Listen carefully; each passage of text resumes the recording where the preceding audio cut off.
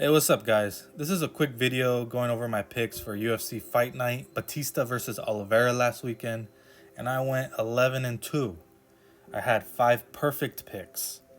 Now, starting off with the main event, my pick with Mario Batista was spot on. My Horiguchi pick was spot on.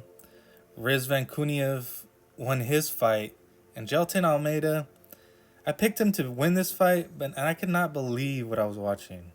Rizvan is relatively unknown, and Almeida is known for one thing: relentless wrestling. That's literally his identity as a fighter. For him to not consistently wrestle in that fight was completely absurd and something we've never really seen from him before. Not only did he not wrestle the way he normally does, but his stand up was minimal and honestly bad. He was on the back foot most of the time, barely engaging. When a fighter abandons their clearest path to victory like that, especially as a heavy favorite, it raises serious questions. Performances like that deserve scrutiny. It just doesn't look right. It almost looks intentional. Now, some people can say that Rizvan is just a great defensive wrestler. That's why Gelton Almeida had to abandon his game plan. Now, you might be right, but that doesn't explain why Gelton completely abandoned that game plan just after one or two serious attempts at getting the takedown. I should have seen like 10 or 20 attempts before he completely abandoned it. The next was the Michael Oleksiejczuk pick. That was spot on. Fareed Basharat to win by decision was spot on.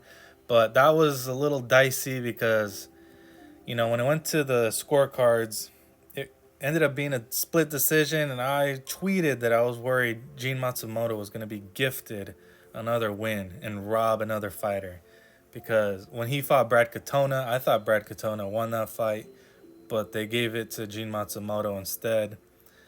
But thankfully, they didn't do it again in this fight, because Fareed definitely did more. He did enough to win the fight, and he inflicted more damage.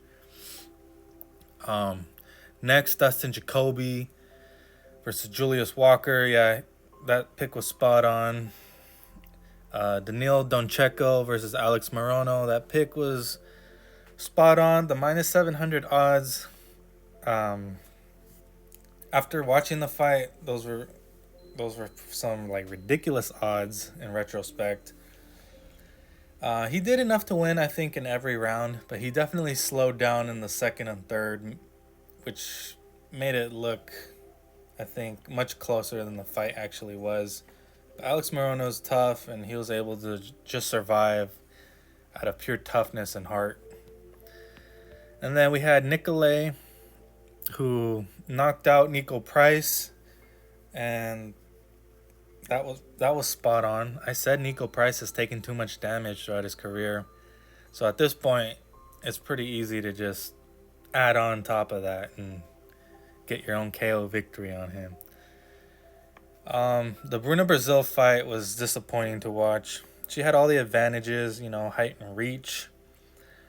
And Ketlin Souza usually fights at a physical deficit and has to close distance, throwing big shots. This was a fight where Brazil should have capitalized on range, picked her off on the outside, and landed clean when Souza came in. But she didn't do that. It was an unfortunate performance, especially coming out of the Fighting Nerds camp. You expect a certain level of execution, and it just wasn't there. And then next we had Javid Basharat, won by decision. That was a spot-on pick. We had a decision win by Kong Wang, just like I predicted.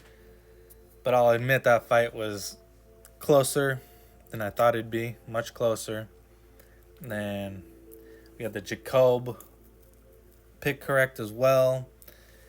And it was a last-second finish in the third round. But I think even if it went to the judges' scorecards, Jacob definitely deserved that win.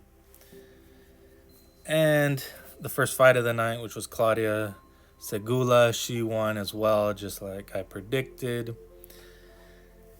And yeah, so let me know. Did your favorite MMA capper go 11-2? Did they do better or worse? Because I didn't do any tape study, any research. I just picked on the spot. Some of the fighters I'd seen before, some I had not.